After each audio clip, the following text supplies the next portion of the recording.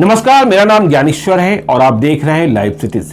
देखिए, बिहार की सियासत राज्यसभा की उम्मीदवारी को लेकर गर्म है और सबसे अधिक गर्मी है जेडीयू के भीतर, नीतीश कुमार की पार्टी के भीतर, जिसके नेशनल प्रेसिडेंट इन दिनों ललन सिंह है। और ये गर्मी है आरसीपी सिंह की उम्मीदवारी को लेकर, जो नरेंद्र मोदी की सरकार में अभी स्टील मिनिस्टर है।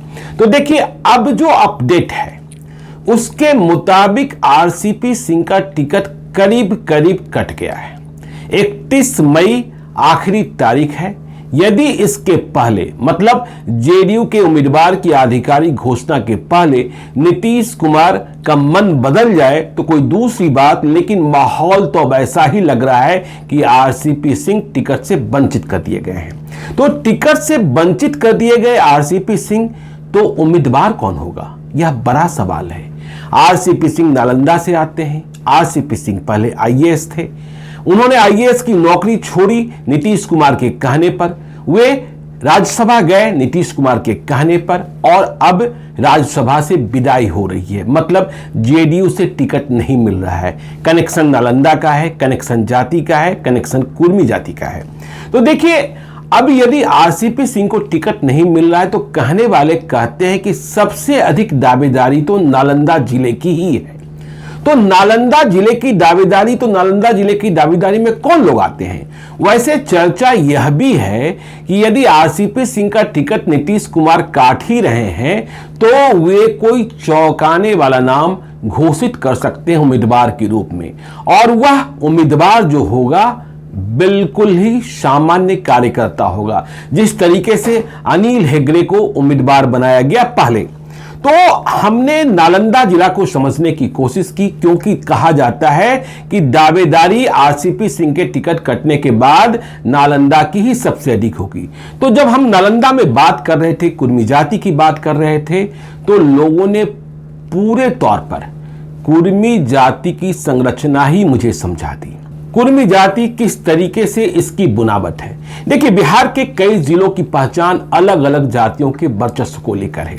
यदि आप औरंगाबाद की बात करेंगे, यदि आप भोजपुर की बात करेंगे, तो कहा जाएगा कि यहाँ क्षत्रियों का बोलबाला है, ये राजपूताना है, ये चित्तौड़गढ़ है। यदि आप मधेपुरा की बात करेंगे तो कहा जाएगा रोमपोप का, मधेपुरा गोप का। यदि आप बेगूसराय की बात करेंगे, जहानाबाद की बात करेंगे, तो कहा जाएगा यहां तो भूमियारों की ही चलती है। तो ठीक इसी प्रकार से नालंदा के बारे में कहा जाता है, मिथिला के बारे में कहा जाता है, दरभंगा के बारे में कहा जाता है, नालंदा के बारे में कहा जाता है कि यह कुर्मियों की राजधानी है। तो जब हम बात कर रहे थे, समझ रहे थे कि दावेदारी किसकी और दावेदारी किस रूप में, नीतीश कुमार दावेदारी को तय करने में किन बातों को तवज्जो देते हैं, यह जिला नीतीश कुमार का है। तो देखिए, हमें यह मालूम हुआ कि कुर्मी जाति जो मुख्य जाति है, तो इसके भीतर भी करीब 2 दर्जन उपजातियां हैं, और धानुक जाति को भी कुर्मी जाति का ही हिस्सा माना जाता है। लेकिन कुर्मी जाति में जिन 4 उपजातियों की सबसे अधिक चर्चा होती है और जिनका सबसे अधिक बोलबाला नालंदा जिले में है, वे 4 उपजातियां हैं घमेला, कोचैसा, समसमार और अवधिया। कहा यह जाता है नालंदा जिले के बारे में, कोई कहता है घमेला अधिक हैं, कोई कहता है कोचैसा अधिक है। तो देखिए, नीतीश कुमार का जैसे ही नाम आता है तो कुर्मी की जितनी उपजातियां हैं वे सभी के सभी नीतीश कुमार उनके लिए फक्र हैं। नीतीश कुमार उनके लिए गोल्ड स्टैंडर्ड हैं। तो नीतीश कुमार के नाम पर कोई मतभेद नहीं होता है। लेकिन जैसे ही नीतीश कुमार से अलग आप हटते हैं, नीचे आते हैं, तो फिर उपजातियों की चर्चा शुरू हो जाती है। तो देखिए, चर्चा हो रही है अभी किसकी? रामचंद्र प्रसाद सिंह की, आरसीपी सिंह की। आपको मालूम है कि नालंदा जिले के मुस्तफापुर गांव के रहने वाले हैं। तो आरसीपी सिंह की जो जाति है वो कुर्मी है, और जो उपजाति है उसके बारे में बताया गया मुझे कि वे समसमार हैं। तो समसमार, अब देखिए समसमार कितने, यह भी एक सवाल है। कभी बीजेपी की उम्मीदवार चंद्रकांता हुआ करती थी नालंदा में, और यह समसमार ही थी।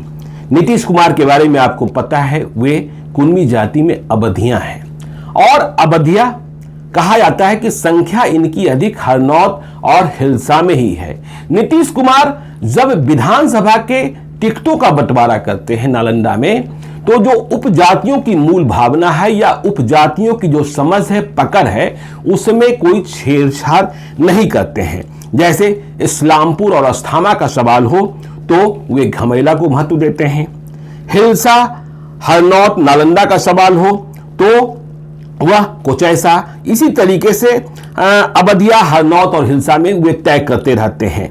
तो ये सारे समीकरण हैं। यदि हम नेताओं की बात कर ले, जैसा हमने बताया कि आरसीपी सिंह समसमार, जो समसमार कुर्मी हैं वहां, वे कहते हैं कि हमारी आबादी नालंदा जिले में 1.5 लाख के करीब है। अब देखिए, एक डॉक्टर जनार्दन प्रसाद सिंह का भी नाम चल रहा है, कॉलेज के रिटायर्ड प्रिंसिपल हैं। और नीतीश कुमार जब विधायक का चुनाव लड़ा करते थे हरनौत से, तब से वे उनके साथ जुड़े रहे हैं, उनका चुनाव का काम देखते रहे हैं। नीतीश कुमार ने कई दफे कोशिश करी कि उन्हें शिक्षक निर्वाचन क्षेत्र से बिहार विधान परिषद में पहुंचा दे, सफलता नहीं मिली। वे प्रोफेसर नवल किशोर यादव से हारते रहे हैं। तो ये भी डॉक्टर जनार्दन प्रसाद सिंह अवधिया कुर्मी हैं। देखिए, इंजीनियर सुनील, जिनकी चर्चा हो रही है विकल्प के रूप में, वे भी आरसीपी सिंह की तरह समसमार कुर्मी हैं। देखिए, इंजीनियर सुनील 2005 में हरनौत से विधायक हुए थे और बाद में देखिए, जब 2005 में वे विधायक बने थे, युवा जनता दल यूनाइटेड के अध्यक्ष बने थे, तब वे नीतीश कुमार के बेहद करीबी थे। और नालंदा जिले का काम, नीतीश कुमार का काम, 2 लोग जो मुख्य रूप से देखते थे, उनमें श्रवण कुमार और इंजीनियर सुनील कुमार हुआ करते थे। तब आरसीपी सिंह राजनीति में नहीं आए थे, वे सीएम सेक्रेटेरिएट में थे। लेकिन बाद के दिनों में देखिए, इंजीनियर सुनील का अपना प्रभाव रहा है, इंजीनियर सुनील की अपनी जिद रहती है। तो इंजीनियर सुनील और आरसीपी सिंह में नहीं बनी, अनबन हो गई। नीतीश कुमार के प्रति सम्मान कभी नहीं घटा, लेकिन जब आरसीपी सिंह से अनबन हुई तो इंजीनियर सुनील दूर चले गए। इन दिनों वे फिर से करीब हैं। कहा यह जा रहा है कि उनके घर जो नीतीश कुमार हैं गए भी थे, तो इंजीनियर सुनील भी समसमार हैं।